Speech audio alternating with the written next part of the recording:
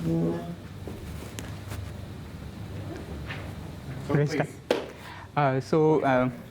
would first like to thank the organizers for giving me the opportunity to present my work here.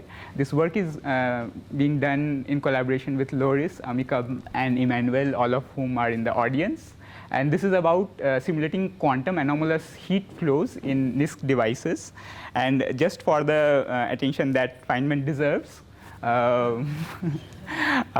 he shows up for the second time, but this time it actually is our, it is very close to what we are, he's saying very close to what we are trying to do in this project. We have all heard that there are some quantum processes which cannot be modeled using probabilistic models, and that is exactly in some sense at the heart of the quantum computation revolution. And in this project we'll explore such processes in the context of heat flows. So I've been asked to move this closer. You can speak? Yeah. They want you to speak. Oh, I see. I don't know. That one's, I guess, weaker. Yeah. Okay, sure. So just speak into that. Oh, thank you. Thank you. So, yeah, so we are going to explore processes which lead to these negative probabilities in the context of heat flows. And this is the outline of the talk. I will very briefly tell you about classical heat flow and then about the quantum heat flow. I will contrast a full quantum heat flow with what is referred to as quasi-classical heat flow, and a very popular scheme of measuring this quasi-classical heat flow, the two projective measurement scheme. And then I will define something called quantum anomalous heat flow, talk about a prediction for a 2-qubit system, and then show how this prediction pans out on some IBM systems, IBM quantum computers. So let's begin with the classical heat flow. We all know that if there are two bodies at two different temperatures, one hot and the other one cold, then heat flows from the hot body to the cold body if they are put in contact until they equilibrate at the same temperature.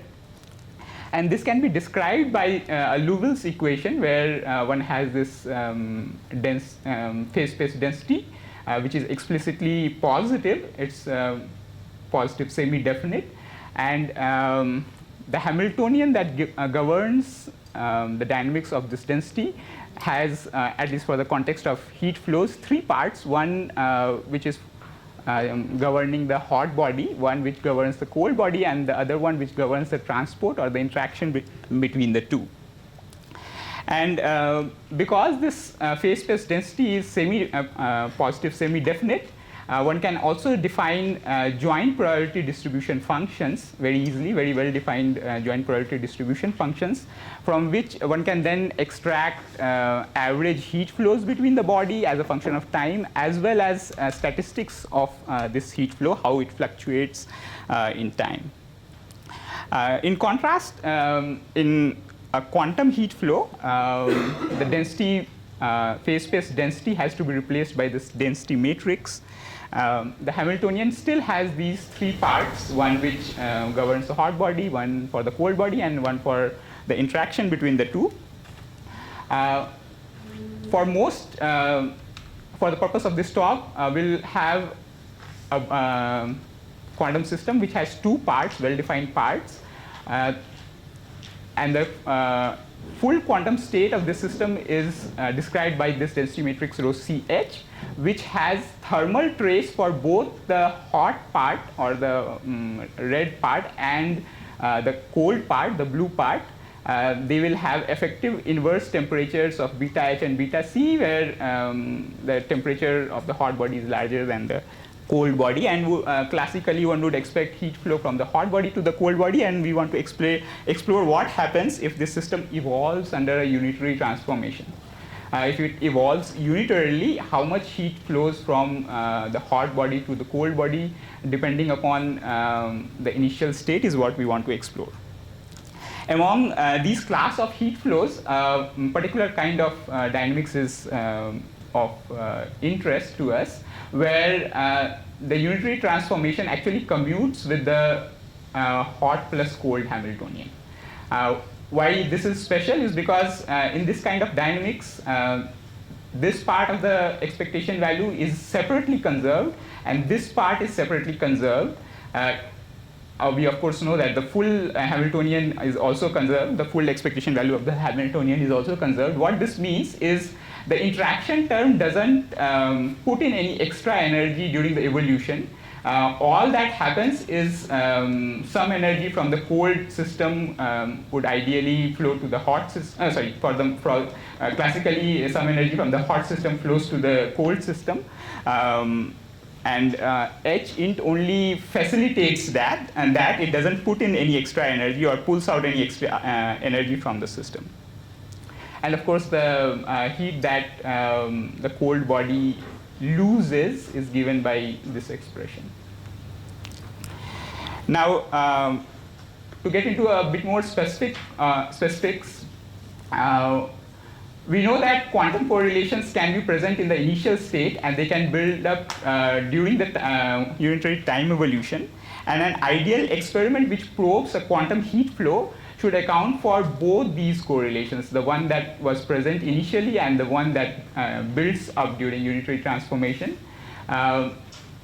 So how one would determine that heat flow is you prepare your state in an initially correlated or otherwise even uncorrelated state, a general state, and then you do a projective measurement in some energy eigenstates of the hot and cold bodies and find out the initial energy content of the system.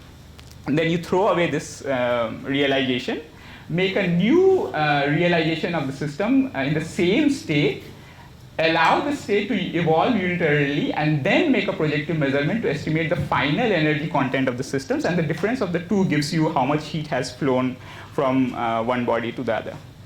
And just to remind you, we are always considering those unitary transformations which preserve HC plus H explicitly.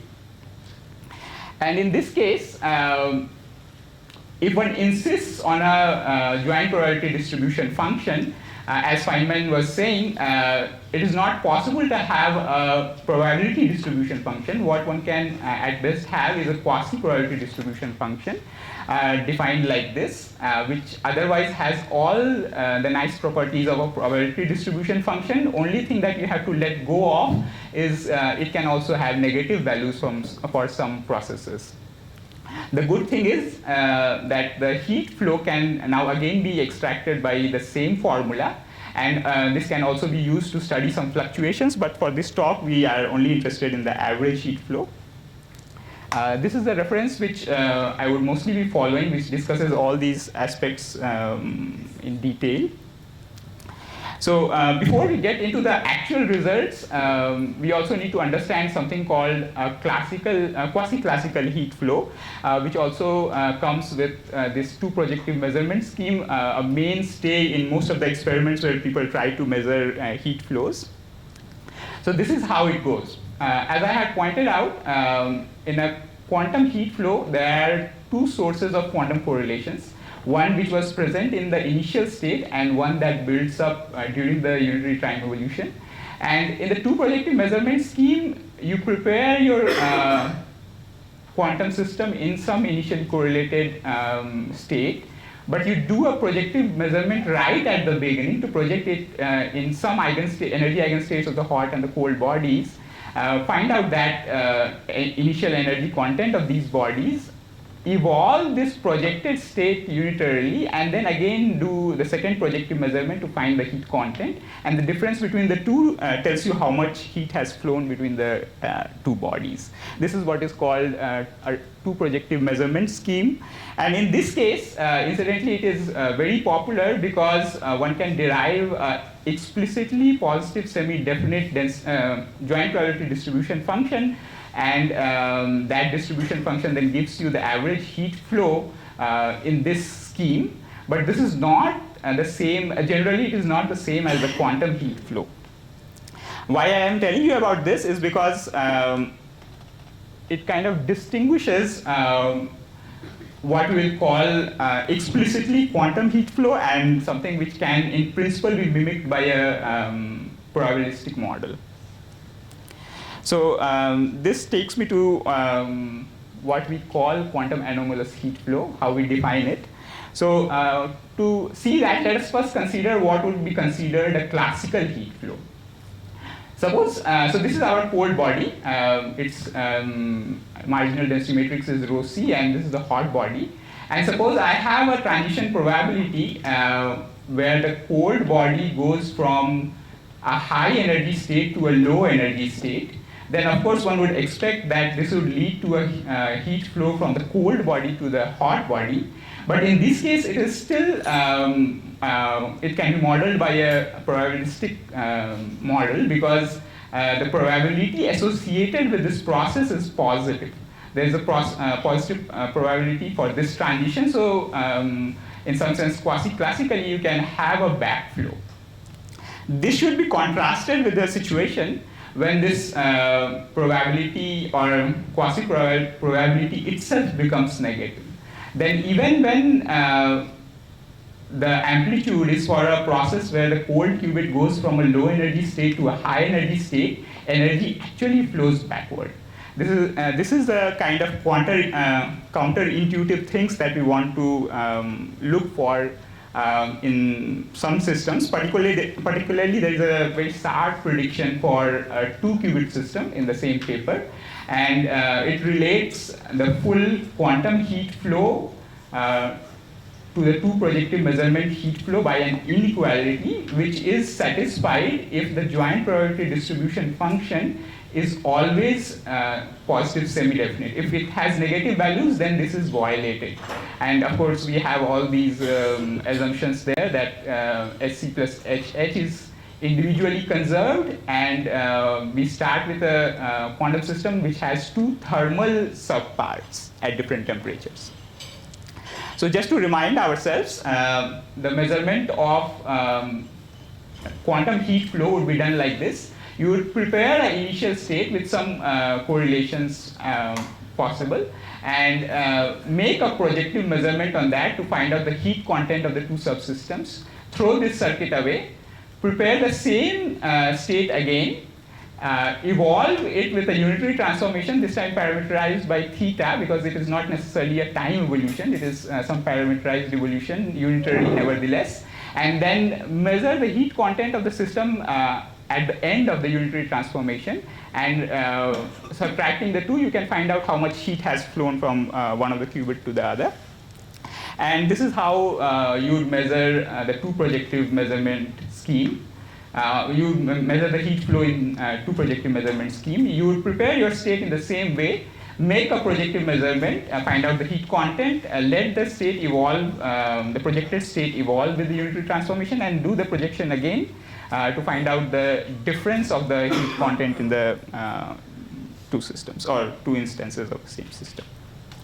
And this is the prediction for this idealized 2-qubit system with some initial correlations, but individually the 2 qubits are still thermal. If you start with such a system, the two projective measurements heat flow is always negative, which indicates that heat is always flowing from the hot qubit to the cold qubit.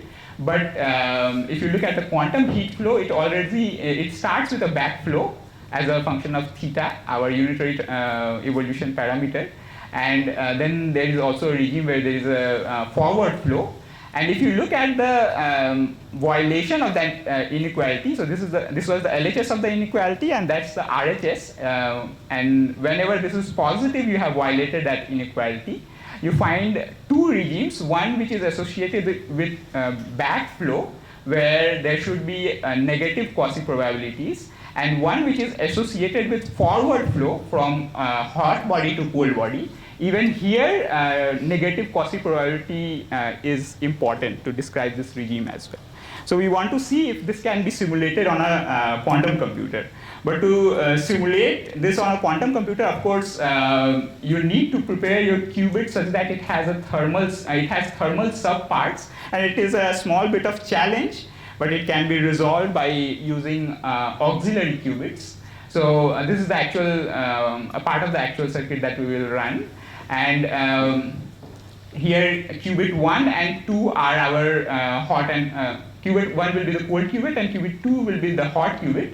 And Q0 and Q3 are qubits which are used to prepare this kind of thermal state, marginally thermal state, but with coherences. And how we do it is by applying a unitary evolution or unitary transformation on an auxiliary qubit and our physical qubit, parameterized by a parameter T2, and the same unitary applied on these two parameterized by a different parameter T1. Depending upon the choice of T1 and T2, you can set the temperature of your cold and hot qubits separately. Once you have done this, you can, of course, do the measurement in the two projective measurement scheme exactly the way that I had described before. One of the interesting things, at least for this conference particularly, is that we are using a mid-circuit measurement. And we will have something to say about that later on. This is, of course, important for error corrections. And this is how you would measure the quantum heat flow. You prepare the state here, and then you measure, throw away that circuit, measure, prepare the state again, evolve and measure, and then compare the two to find out the heat flow. So this is what happens on IBM Qto. This is a two projective measurement heat flow. And you see that mid-circuit measurement is actually quite unstable in this case, even though the full quantum heat flow is reasonably okay. One thing that we can immediately do is to mitigate for local measurement errors, which is built in within the Qiskit platform. And if you do that, this is what you find. You find that the full quantum heat flow does improve a bit, but there is essentially no improvement in the two projective measurement heat flow. If you repeat this on, I actually tried this on a few other systems also. Just for demonstration, I show you the IBM Perth results. There again, there is hardly much reliable data in the two projective measurement scheme. One can infer that the mid-circuit measurement is actually quite problematic, but fortunately on IBM Q Manila, the traces are much more stable. You can see the red trace is from the raw experiment, but if you mitigate for measurement errors, local measurement errors, you can get much closer to what theory predicts. And even in the two projective measurement scheme, the raw trace itself is not too bad. And if you repeat this experiment several times, this is what you would find for the raw data. There is a systematic measurement error which keeps the quantum heat flow trace substantially differentiated from the theoretical trace. But at least for the two projective measurement scheme, you kind of recover the expected trace, and you already see violations. You already see negative quasiprobability showing up. And this is for 14 data points at each theta. 15 data points at each theta, and there is the corresponding variance has also been shown. Yeah. And this is what happens if you mitigate that result for local measurement errors. This curve starts to look like the theoretical prediction with some errors. And the two projective measurement scheme has much larger error close to these theta values, but in the region where the quasi-probability distribution is negative, the data is reasonably less noisy. The error bars are reasonably small, so that one can infer that there is a clear violation of the inequality, or there is definitely presence of negative quasi-probability in these regions. And with that, let me conclude. What I have shown you is one can define, in some sense formally, what is quantum anomalous heat, at least for the two-qubit system very explicitly. And then I have shown you that mid-circuit measurements, at least on IBM systems, is still a bit of challenge. Fortunately, there are some systems where it is not so challenging, and one can get these kinds of results. And what we are trying to do in the future is we hope to study several other properties of quasi-probability distribution functions on these systems. And that is all. Thank you.